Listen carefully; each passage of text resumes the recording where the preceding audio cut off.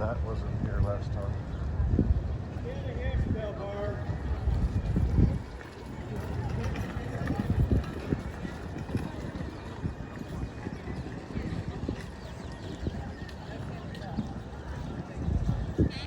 And the Spanish governor's palace. That Spanish governor's palace is what is left of the military forts that originally had been started in 1718. But this wall right here, this exhibit, is depicting the entrance to the compound and the south wall. This exhibit over here with the stairs is going to be the southwest corner of the Alamo. So from this corner through these buildings all the way to the back of that hotel is where the west wall of the Alamo would have sat. From the back of the hotel through the post office and courthouse is where the north wall would have sat. And so what's left of the Alamo that's still standing is the eastern portion of it. But right over here we have a model of what the mission would look like originally. And originally there was not supposed to be any walls. But walls were added because of Comanche and Apache raiding parties. And the mission and the town didn't always get along either. So sometimes we had to keep out those Spanish citizens from the town. So walls were eventually built to protect everyone inside. But if you notice on the model, or main building, the church collapses. The reason for that is because the architect, his name was Antonio, had an affair with a married woman from the town. Her husband found out. He came to confront Antonio, and Antonio shot the husband. And the husband, before dying, makes it back to town, gets to the first house, knocks on their door, tells them what happened, dies on their doorstep. They go to the military, tell the military what happened. The military comes over here to the mission to arrest Antonio. And the missionaries plead a case. Let him finish building the church. Then you can have him. While they're doing that, Antonio escapes out the back, never to be seen again. And the missionaries decided all we need to do is build a roof for the church. We can't do that. They could not do that, and that's why the church collapsed. And so, a bit of gossip there. But we'll move over to the next model. Well, you'll see the walls that I mentioned surrounding the compound, and the church being reconstructed. They started reconstruction of the church in the 1750s. We do have reports from 1756 that says that the side rooms of the church are finished. They're just working on the main portion. And of course, the missionaries learned their lesson the first time. We need an architect out here to build a roof. So they're waiting for someone to come out here to do that. Unfortunately, no one does. The mission shuts down before a roof is built on top of the church. So our mission shuts down in 1793. And the reason for that is because the last report from the 5 missions here in San Antonio will state that the mission inhabitants look, sound, and acted just like the townspeople. So the Native Americans from this area, the Guaylatecans, are going to be considered Spanish. And there's no need for the missionaries anymore. So Spain will send the missionaries west to California to continue working in the missions over there, while the land for our mission is deeded back to the mission inhabitants. Unfortunately, because the Comanche is still raiding this area, the folks that are living out here start moving towards the town because it's going to be safer to be right outside the walls of the forts. So our mission will be abandoned by 1803. But 1803 is a very important year in U.S. history, so it was good with our U.S. history. I'll give you all a hint. It deals with Thomas Jefferson and the French. Not the French-American War. Yes, Louisiana Purchase. So we've got a new neighbor. Spain wants to make sure our new neighbor doesn't steal our territory. And the Spanish territory at that time, a bit of a big area, would have looked roughly about like this. It's going from what is today Mexico up to Cheyenne, Wyoming. From there to California, and of course Florida off to the side. So this is what Spain is trying to protect in 1803. So Spain will send more troops here to San Antonio because we have the closest fort to the border here in Texas. These troops get here and state there's no room for them in the fort. So guess where they go? the abandoned mission just a mile away. This company that was sent up here, their name was La Segunda Compañía Valente de San Carlos de Alamo de Parras. I'm sure you can guess what their short name, the Alamo Company. That's how we get our name, the Alamo. And this right here is roughly what the Alamo would have looked like by the time that they come over to start using it. The north wall has collapsed a bit, so they have to repair that. And the convento, or the long barrack, as mentioned, 2 stories with roofs surrounding the courtyard. Half of it will be torn down, although I know in this model shows a third of it's torn down. Artists' depictions of what happens, but half of the rooms are torn down, and the Alamo Company built a barrack on the south wall next to the entrance and a kitchen, because soldiers don't necessarily cook for themselves. And so this becomes the military outpost, and the Alamo Company will also start building ramps for the corners of the compound, start putting cannons on top of the walls. And so the fortifications, or at least most of the fortifications that we'll have here at the Battle of the Alamo, come from the Spanish Alamo Company. Except for a few sections, like this wooden wall right here that would connect the church to the south wall. That will be added by Mexican soldiers during the Battle of Bear, which is the battle before the Battle of the Alamo. How the Texans got control of it. And of course, there would be a ramp inside the church with 3 cannons pointing out of the back of the church. That was also added in by the Mexican army as well. But the rest of it, all put up by this Spanish Alamo Company. So the fortifications for the Alamo were pretty much already 30 years old. The walls, over 100 years old. So not the best place to have a battle, but it's what the people had, and so they used it. Now, of course, how do we get from Spain to Mexico and Texas? Well, Texas always has been called Texas by Spain, so that hasn't really changed too much.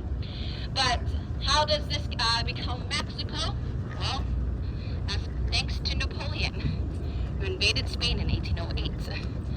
So the King of Spain will abdicate his throne, and Napoleon will put his nephew as Emperor of Spain. And over here in New Spain, people start to rebel. Some stating, how can Spain protect us if they can't even protect themselves? Others trying to get Ferdinand VII back into power. So rebellions break out in New Spain in 1810 and will last until 1821. And by 1821, all of this fighting culminates in us breaking away from Spain and the Spanish territory becoming Mexico. Of course, Florida will not become Mexico. Spain will actually give Florida to the United States in 1819, solidify the border over here towards Texas. So Florida is part of the United States by 1821.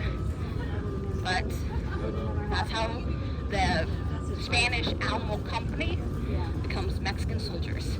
Because they were born here, why would they leave? So they just become Mexican soldiers instead. Of course, the Alamo Company will not be here during the Texas Revolution. The company is dissolved by 1830, but we still have a military presence in San Antonio nonetheless. But when Mexico first breaks away from Spain, they're going to try to run themselves as a constitutional monarchy. Not quite sure what that means. Think of England, they are currently a constitutional monarchy. Unfortunately, the constitutional monarchy does not work out for Mexico. Because in 1821, we appointed an emperor. It's one of the leaders of the military that helped break us away from Spain. His name was Agustin de Echeveri. He gets a parliament created, but a constitution was not. So it's not really much of a constitutional monarchy. So by 1824, Mexico's upset. They remove him from office, appoint a president, create a Congress, and a 3-branch system, allow the states of Mexico to govern themselves. Sounds a bit familiar, right? Sounds like a republic like the United States. Well, that's what Mexico is basically going for. They almost copy and paste the Articles of Confederation, minor tweaks to match with the Mexican cultures and beliefs of the time. Some of those being, you have to be Catholic and you have to speak Spanish, Other than that, same concepts as the United States. Texas, though, in this period in 1824, only has 3,000 Mexican citizens living in Texas, and only 3 towns. Can Texas be a state? No, it's a territory. But Texas doesn't want to be a territory, they want to be a state. So we join up with a neighboring state and create a dual state, with the clause that says once Texas has a big enough population to be considered a state on our own, we'll break away from this other state and create our own state. The state that we joined up with is going to be Coahuila, and we become known as the state of Coahuila y Tejas. The red section being Texas, the other outlined area being Coahuila. And of course, I took the time to draw the state flag, 2 stars in the center. So when we break away from Mexico, guess what we take with us?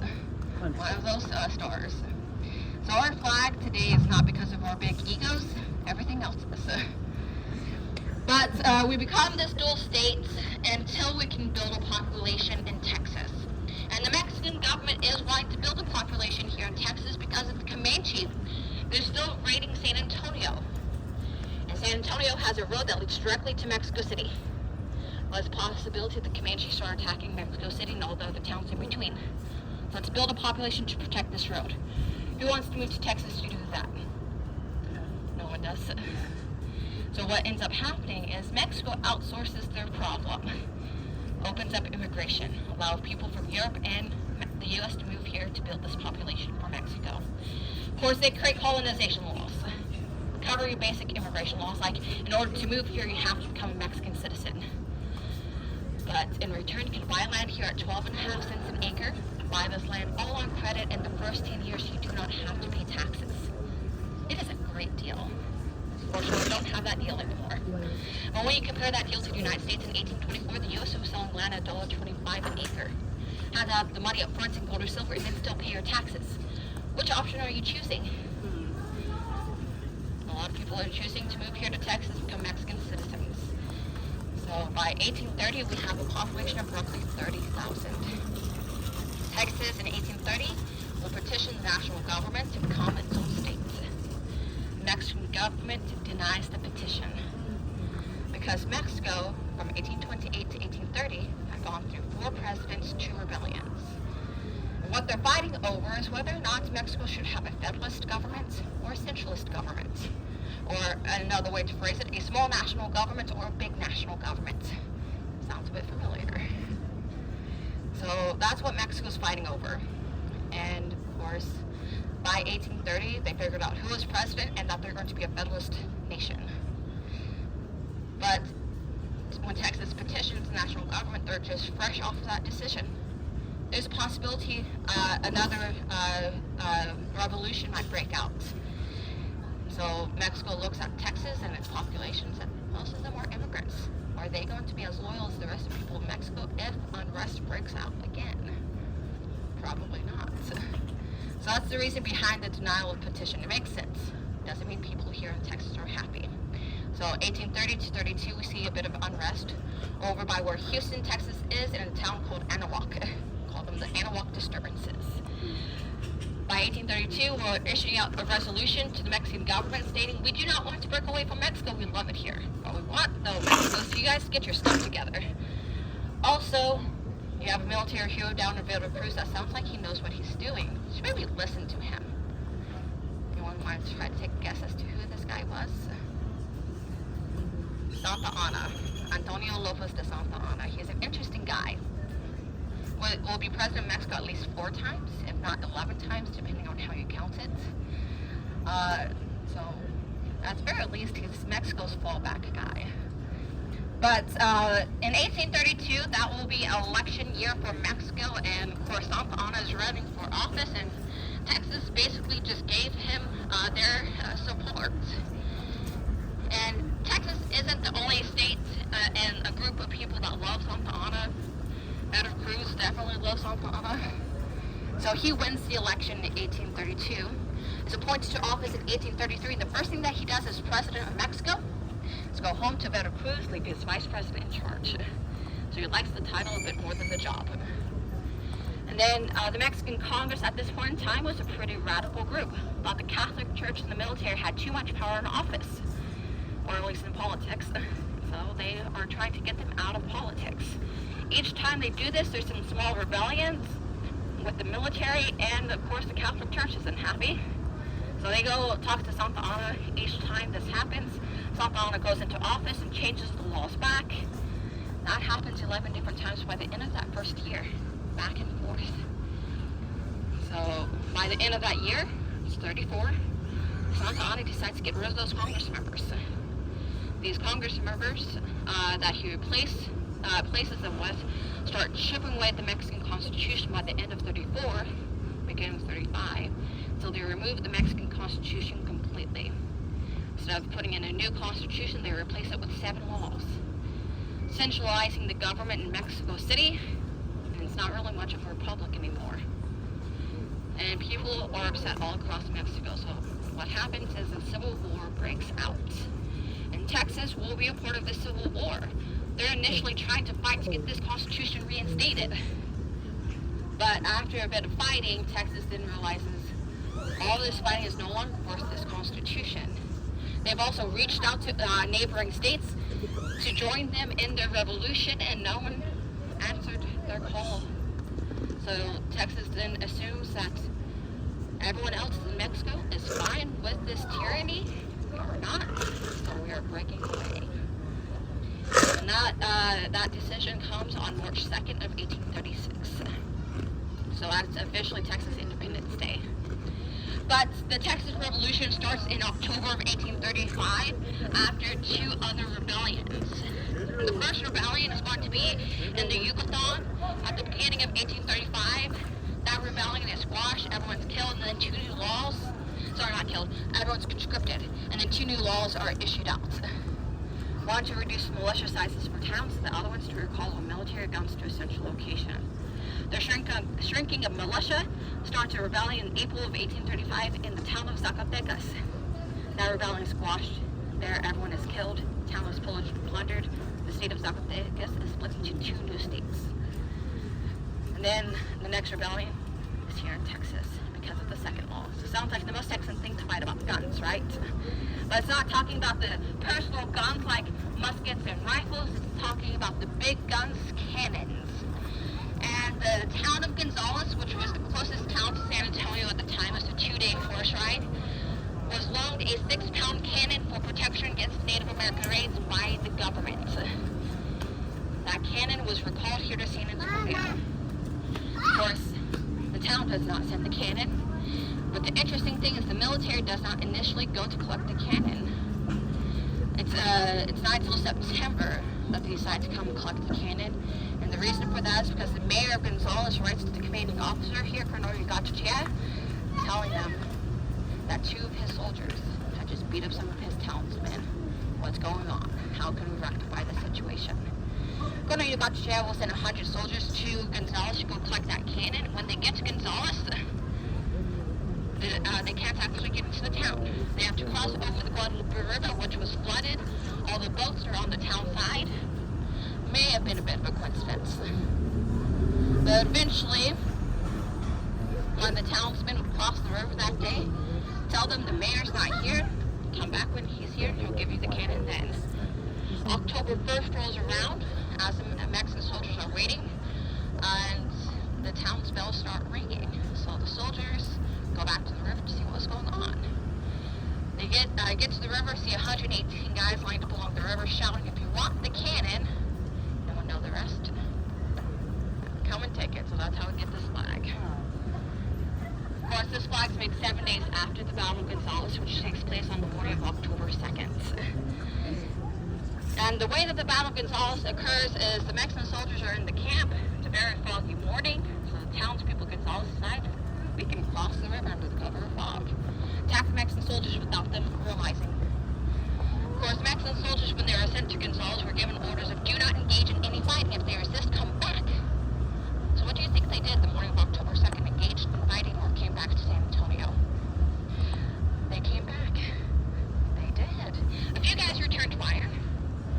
Probably out of self-preservation. Other than that, it's not really much of a battle.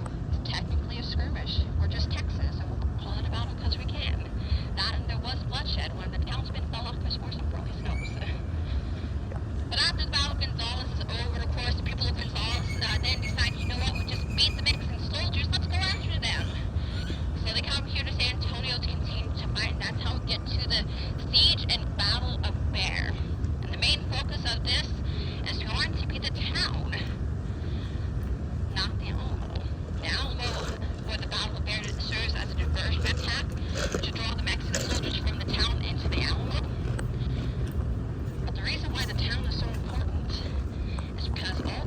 Texas converge here. So when you control San Antonio, you control the roads of Texas. So we're a pretty important spot in Texas. Maybe not so much anymore, but I think we are probably just my bias. But right here, this is a map of what the town would look like around that point in time. So we've got the Alamo off by itself on its own, so. And then the town focused in between the San Antonio River and the San Pedro Creek. And the main idea for the Battle of Bear, which takes place December 5th to December 9th, is of course draw the Mexican soldiers into the town so it's easier to take the town. That was the plan.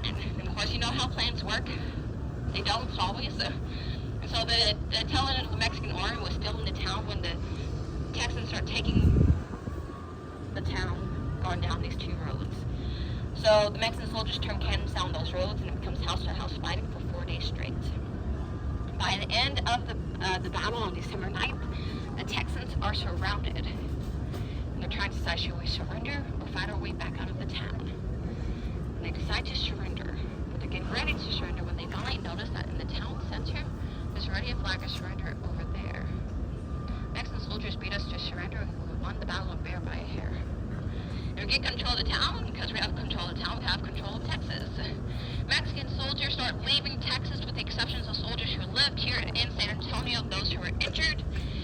And then the Texans also start leaving San Antonio because they decided it's going to be too cold up here for the Mexican army to continue to fight during the winter. We're going to go back home, we'll come back in the spring.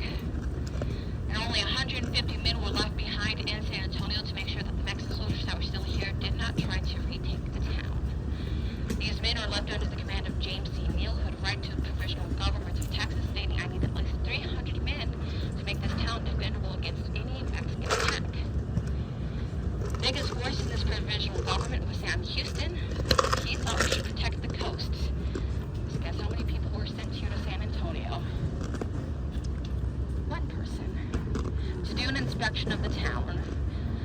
And James Fannin will be sent down to Goliad, Texas, and he's eventually have 400 men with him in Goliad, Texas, to protect the coast. So James Bowie is the one that was sent to do the inspection of San Antonio. He does his inspection and writes back, I'd rather die in these ditches than give it up to the enemy. So apparently we're a ditch, according to Bowie. But we're going to start heading back this way, towards the front. After Bowie's letter, we get 30 men here under the command of William Barrett Travis, and 2 days later we get another group of volunteers called Harrison's Volunteer Company. They've gathered up in Nacogdoches, Texas, so in the northeast corner of Texas. While they're gathering, a very famous Tennessean joins up with them, David Crockett, in January of 1836. And because of Crockett, most people call this group the Tennessee Mounted Volunteers, even though he's the only Tennessean in that group, and they weren't mounted. But they show up here in San Antonio about the first week of February of 1836, boosting Neal's numbers up to 185. Neal will take a leave of absence to go gather more men, and in his absence, he left Bowie and Travis in charge. With these two men in charge, they eventually fall back into the Alamo from the town on February 22nd, because they saw dust clouds on the horizon. These dust clouds being Mexican army. About 6,000 men were marched up here to Texas in November. 1,000 were sent to Goliad, while 5,000 come here to San Antonio. Those 5,000 end up marching through 2 blizzards. Only 3,000 made it. It's a pretty brutal march for the Mexican army. The Santa Ana shows up in San Antonio on February 23rd and has a red flag flown over the San Fernando Cathedral. Almost kind of like how you see that tower with the U.S. flag. That's pretty much what it would have looked like. Just a little bit further to the right and lower. But that red flag will tell the Texans inside the walls here that they only have 2 options. They can surrender or they can fight. But if they choose to fight and they lose, they're all killed. Which option would you choose? Of course, the Texans knew what happened in April of 1835 down in Zacatecas, so they figured probably happen here as well. So they chose to fight. The siege starts that afternoon on the 23rd, and unfortunately, Bowie starts feeling sick and retires to his quarters on the south wall. As we're going inside, unfortunately drinks are not allowed inside, so we have to throw those away. But if it's resealable, it's fine. You can start heading inside, and you can take photos. Just make sure there's no flash. Do not touch or lean against the walls.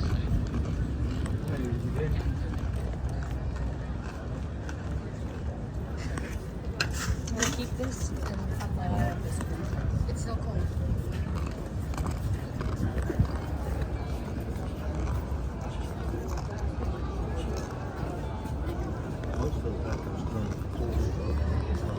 Yes. Oh, sorry guys, so this is just for my work group.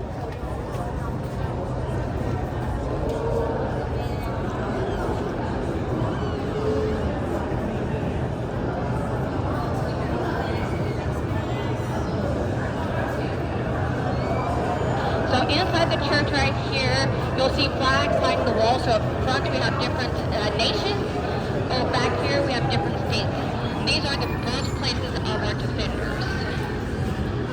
And of course, out of the initial 200 men that we'll have here at the Battle of the Alamo, only 33 of them were U.S. citizens. The rest of them were Mexican citizens. But when the siege starts, of course, Santa Ana will start having men start building barricades, and of course have cannons start firing on the walls. It'll be a cannon fire day and night. So the Texans at night, when they're trying to sleep, they're going to be awoken by cannon fire. And in the morning, they're going to have to repair the walls. So by the end of the siege, Texans are exhausted, physically, mentally, and emotionally. And then eventually, Bowie, by the 24th, is no longer able to command. There is a possibility that he has died from his illness before the battle starts on the morning of March 6th. Although we do not know what he was sick with, what we do know is it affected his lungs, so we can only assume it's probably something along the lines of pneumonia. But Travis, during the course of the siege, will be trying to get these men to drill. Of course, these men are doctors, farmers, lawyers. They're not military guys, with a few exceptions. One of our defenders, his name was Lozoya, would have been a part of this, the Mexican Alamo company. He had joined them at the age of 16. So he's going to be one of the few of these men that actually have military experience. Travis will also be having his men, of course, not just repair the walls, but build their own reinforcements. Those reinforcements are going to be ditches dug through the middle of the long barrack and around from the corner of the church to the southwest corner of the walls. So they're digging ditches, making strategic plans for the battle. And of course, Travis will be sending out letters asking for reinforcements. His first letter is sent out on the 24th, addressed to all Texans and Americans in the world. Of course, when he's addressing Americans in the world, he's not addressing U.S. citizens, but everyone that lives in North America. He's also going to send a letter out to Sam Houston on the 25th, telling him what has happened here, to send reinforcements. Unfortunately, Houston thinks it's a ploy done by Bowie and Travis to gain a better political foothold in Texas. Not Santa Ana is not here. It's not going to come until the spring. Santa Ana will be crazy enough to come during the winter. And then eventually, Travis will send out 3 more letters on March 3rd, addressed to different people. But I want to talk about that, about only one of those letters, addressed to the provisional government of Texas, telling them pretty much everything that has happened here. Like on March 1st, we had gotten reinforcements from the town of Gonzales, 32 men. We call them the Immortal 32 today. And they are going to be our only reinforcements here at the Battle of the Alamo. So that's how we get up to roughly 200 for the battle. But Travis, on March 2nd, will receive word from one of our couriers had returned. His name was James Bonham. And James Bonham had told Travis that James Fanon, down in Goliad, is coming to the aid of the Alamo. Unfortunately, Fanon never leaves Goliad because his cards kept on breaking. But eventually, Travis will say this letter to the provisional government, still send more aid, but even if more aid doesn't make it to the Alamo, he is confident in the men that he already has, in their valor and determination that this will be a more severe loss for the enemy than if the enemy was to lose the battle. So he's pretty confident in his men. He was right, because by the end of the Battle of the Alamo, Santa Anna lost 500 of his men. Of course, by March 5th, he has about 2,000 to possibly 2,500 men. And that's why on March 5th, he sent out order commands telling his men to go to bed by dark, be up by midnight, to slowly and quietly cross positions surrounding the entire compound and be in position by 4 o'clock in the morning. From there, await the sound of a bugle to start the attack. His men get into position. At 5:30 in the morning, Santa Anna is going to be heading to his position off of the north wall here. It's going to be a part of the main attack. His men see him passing by and they start shouting. The Texans, of course, knew something was about to happen that night because there's no cannon fire. But they're exhausted, so they start dozing off. So they hear that shouting, they rush to their positions, and that's when the battle starts. It's before sunrise. No one can see on this battlefield except for a red flare that had been shot into the sky. The Mexican reports from this battle will state that most of their casualties had come from friendly firing. Probably assume that's the same on the Texan side as well. But the main attack will be, of course, on the north wall, but there's a diversion attack on the south wall, and an attack on the east wall as well. But the east wall is a bit hard to defend, or attack at least. Easy to defend because there's an irrigation ditch flowing behind the Alamo, and that was flooded. So Mexican soldiers have to cross that pond, trying to keep their gunpowder dry. And then of course there's 3 cannons pointing out of the back of the church, and a cannon in each of the courtyards. So that's 5 cannons that you have to try to avoid as well while you're crossing that pond. So that eastern attack, once they're rebuffed, end up joining up with the north wall instead. So north wall, and because of the ditch that was in front of the south wall, southwest corner, is going to be the second attacks, as well as the third attacks. Once the third attack is rebuffed, the Texans start falling back off the walls and into the long barrack. Some of them make their way over here towards the church. Mexican soldiers start coming over the north wall, and then southwest corner, and as they're coming over that southwest corner, they turn that 18-pound cannon around and use it against the Texans because they forgot to disable it. That's going to be one of 3 cannons that were used against the Texans. Mexican soldiers start going down the west wall, breaking down the doors and windows to those buildings and come to the compound that way. Most of the fighting for the battle will be mostly hand-to-hand combat and inside the long barrack. As soon as fighting dies down there, the main focus transitions here to the church. And the ledge that's right there on the back wall, that is where those 3 cannons would have been pointing out of. Everything above the ledge would not have been there. There would have been 10 or 12 men manning those 3 cannons. As soon as those men are killed, the battle's pretty much over. Anyone who was not killed during the battle is executed out in front of the church. We believe that Crockett is going to be one of those men that was executed at the end, although we're not quite sure.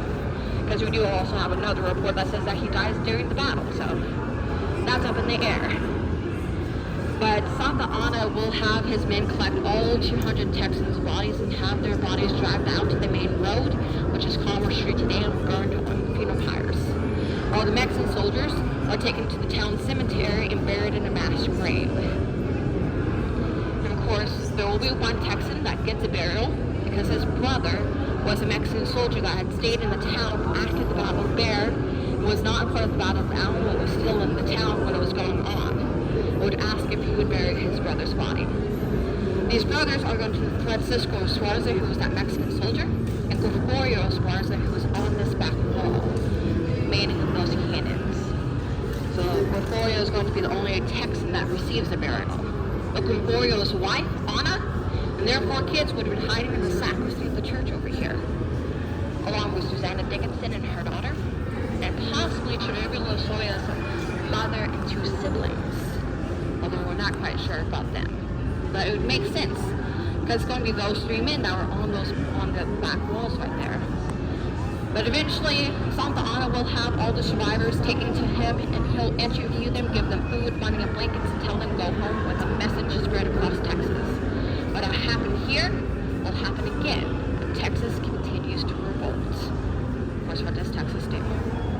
Continues to revolt. They're angry, in fact, with what happened here.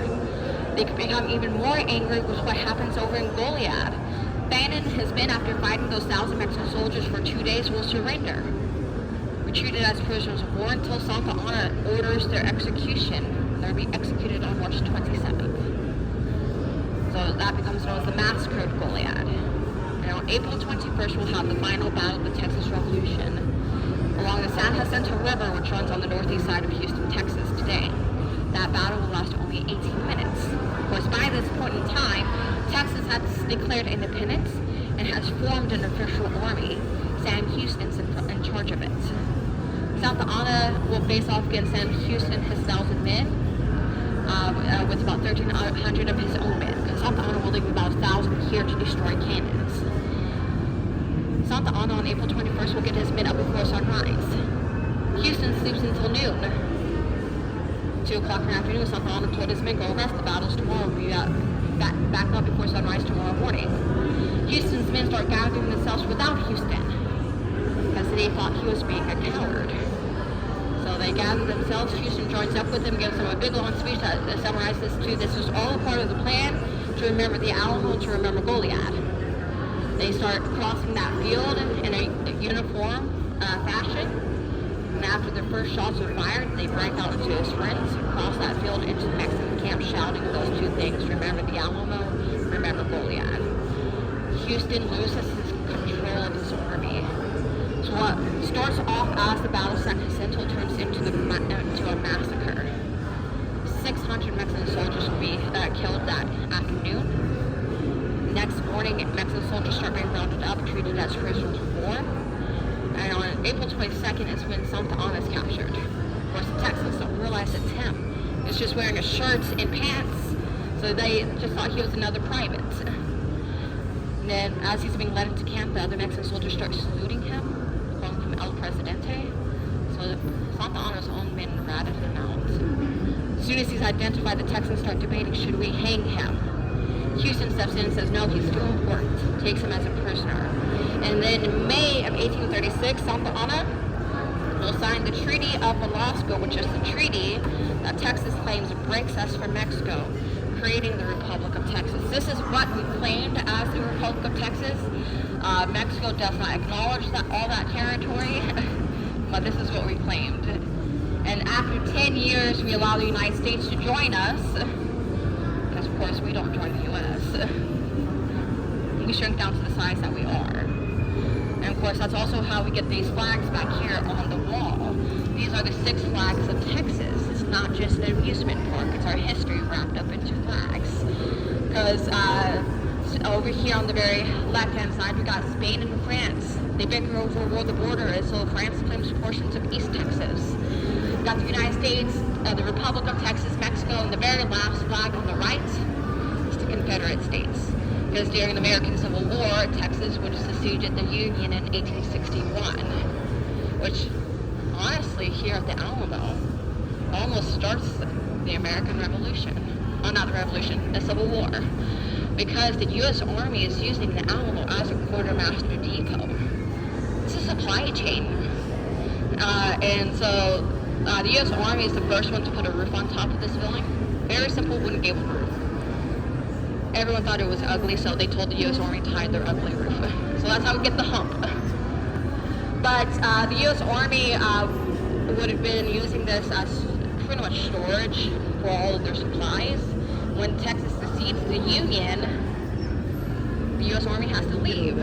Before they leave with all their supplies, a city guard corps surrounds the Alamo, demanding that General Twiggs, who's in charge of the supply depot, give up all the supplies and leave Texas without them.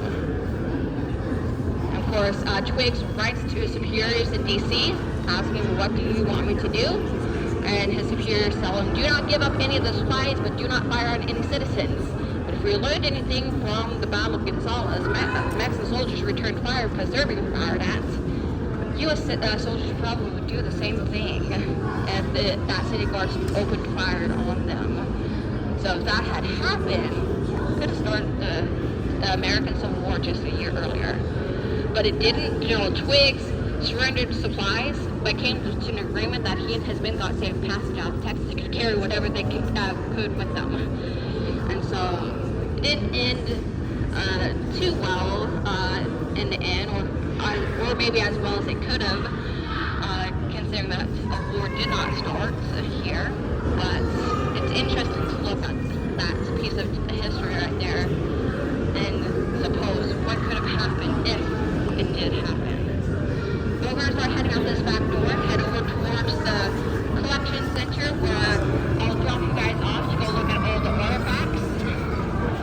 But as we're walking out there, you guys can come back inside the church after the tour. You'll just have to go through the line. You don't have to show your tickets to the person checking in the tickets. You can just drop my name so that when I was on Isla's tour, they'll let you right back in. But when you come back in, you'll be able to go through the sacristy and see what that room would look like originally, because it was finished in 1756, which was highly decorated.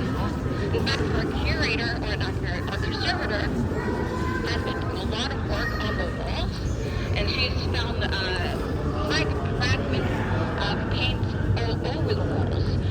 So it's believed that the entire building was actually highly decorated at one point. That's part of the reason why we asked for a flash photography inside. But we also, in the sacristy, also show what the survivors that were hiding in this room would have experienced during the battle as well.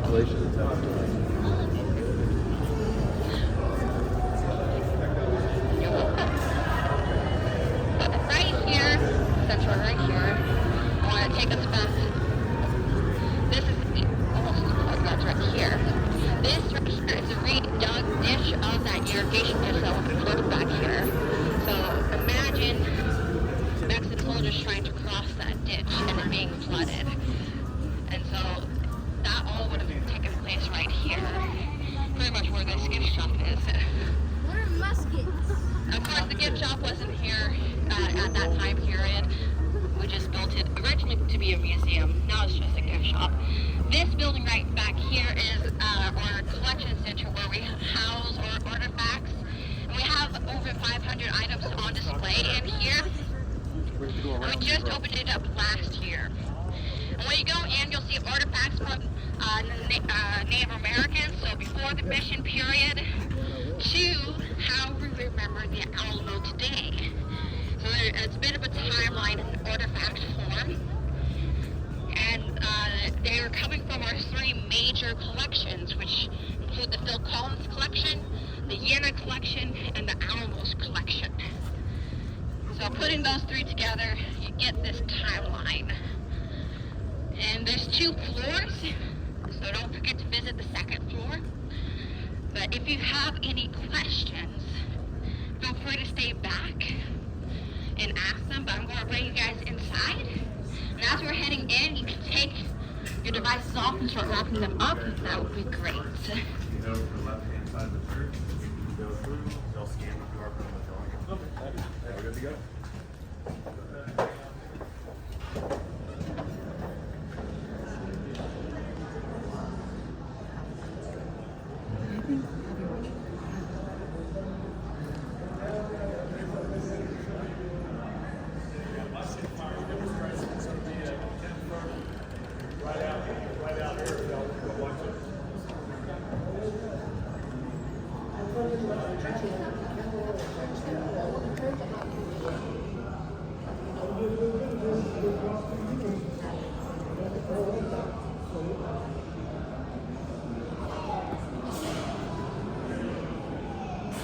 Good morning.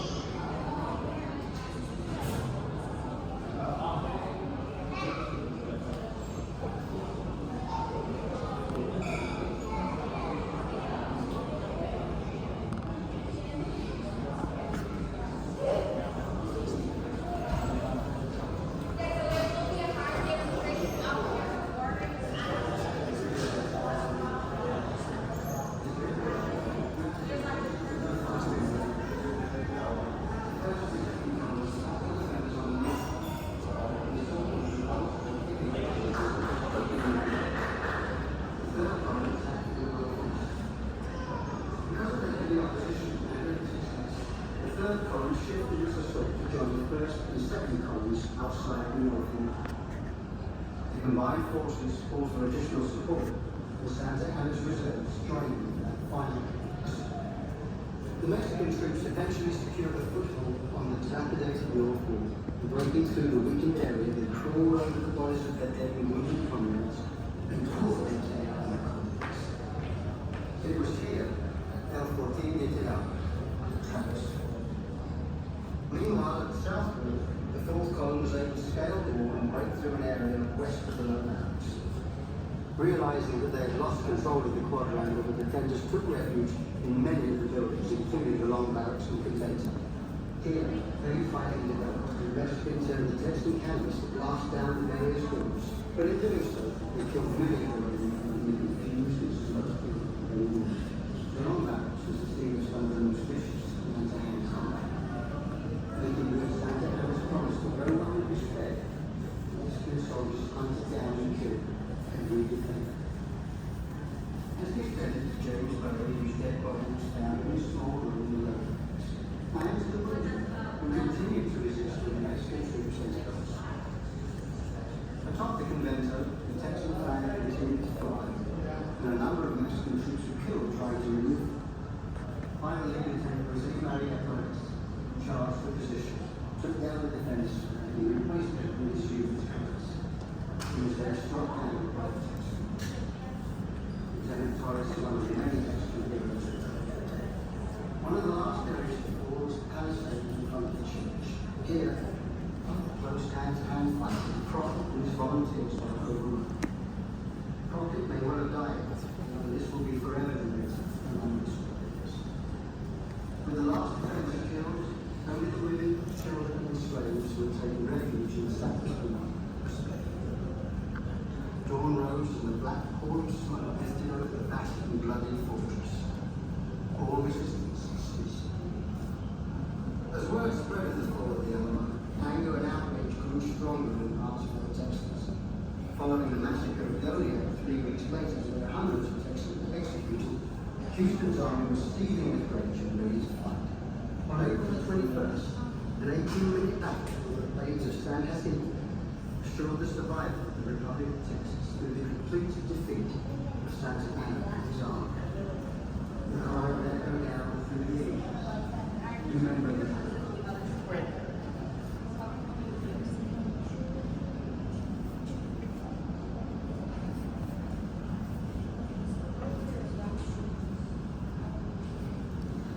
Hi, thanks for coming to see this display. This is for volunteers, and there are so many wonderful countries, untold things that just our Jesus. This model, love, is rooted in Santa Anna arrived with troops in San Antonio on April 23rd, 1836, and laid siege to the Alamo, limiting the defenders' food, supplies, and communication. In the following days, the Mexican army continued to grow. On learning that Texan reinforcements were not coming, the defenders sent a feeling. Adding to this, the haunting notes of the beware echoed across the plains, signaling the Mexican army would take no prisoners. During the several months preceding the Battle of the Alamo, its defenders worked hard to transform this large mission into a fort, strengthening walls, filling windows, and positioning artillery. The structure just outside the compound in the south of the West Wall was the Shiny House. This belonged to Edward Shiny, one of the original inhabitants of the mission, who operated a small foundry shop in southwest Fort of the Colony. Nearby was an earthwork and palisade enclosure called the Inn, which was protected mainly by the yard. Here, the 2,000 cannons protected a large stone wall from outside and a small pedestrian. These days are part of the low barracks and opened on the Alamo Plaza, where the service are monuments to defenders now stands. The first room to the right of the building in the low barracks is a small room used by Colonel James Burrow after taking ill during the siege. At its top, inside this darkened room, the wall outside became fresher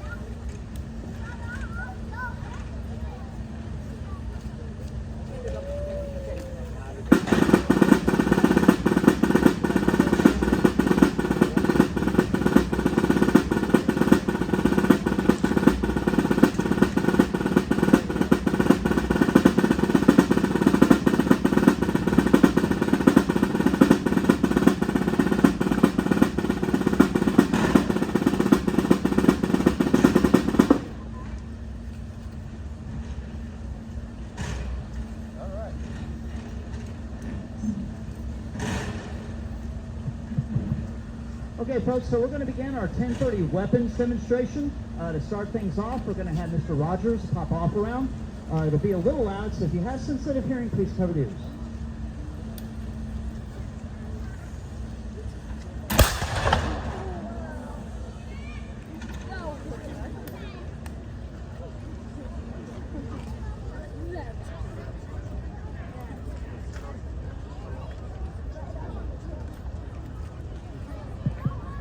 Okay, folks, so we are the living history staff here at the Alamo, and we're going to cover and demonstrate for you the primary weapon you would have seen used in this siege and battle. That is the soldier's firearm, which is the musket. Now, if any man were to join the army during this time and he was placed in line infantry, this is the weapon he will be issued. And these are what we call smoothbore, flintlock, muzzle loading firearms. Well, what does that stuff mean? Well, flintlock, that is the ignition system that fires the weapon. You have a piece of flint held in the jaws of a cock that strikes a piece of steel called a prism. It actually scrapes it open, creating a spark, and that's what fires the weapon. Now, the thing is you have to rely on the flint, and the flint must have a sharp edge in order to create the spark. Well, every time you fire the weapon, you're wearing down the flint. So they do average 1 in 7 shots of the weapon not going off, and you may see that in this demonstration. It's part of it. Now, muzzle loading, that means that the gunpowder and the ball, and it's all right ball this time, must be pushed down the barrel to load the weapon. So these things take a little bit of time. It's not something that we're accustomed to today, but in 1830s, this was the common knowledge of loading weapons. It wasn't unusual today. So, now smooth bore, what does that mean? That means there's no rifling in the barrel of these firearms. So the barrel of the musket, the soldier's weapon, is basically a pipe. Now, if you shoot an unpatched ball out of a smoothbore firearm, the ball is going to rattle down the barrel. And whatever end it hits on the muzzle as it comes out, it can go the opposite direction. So to prevent that from happening, the soldier would be issued paper cartridges. So this would actually have the ball and powder rolled up in a paper tube. And the paper is the wadding. This will help keep the ball from rattling down the barrel, giving us more of a straight shot. Now, it is paper, so it's going to burn off. But because these are not rifled, when the ball comes out, it's just flying out there. After about 100 yards, the ball will begin to turn, much like a knuckleball does in baseball. Up, down, left, right. We don't know where it's going to go. So if we hit anything beyond that range, it'll be by pure luck. Now, to make up for the inaccuracy of the weapon is why armies would have their infantry in a line standing elbow to elbow, and we all fire together at once in mass volleys. Okay, doing that, we're going to hit more of the enemy on the field. But the enemy's doing it to us, same thing. So the battlefield at this time is about speed of loading. And this is why we would use the musket primarily over the rifle of the time. Because the rifled firearm, the hunting rifle, which is what you see out here, can take up to a minute to load one shot. But they have a range up to between 300 and 400 yards. But the downside is it can take a minute to load one shot. Well, the soldier with the musket, he should load this under 20 seconds. So he should be getting 3, possibly 4 shots a minute, compared to 1 with rifled firearms. And the battlefield is speed of loading. If we can fire more lead at the enemy, we're going to drive them off and take the field. That's more important than accuracy.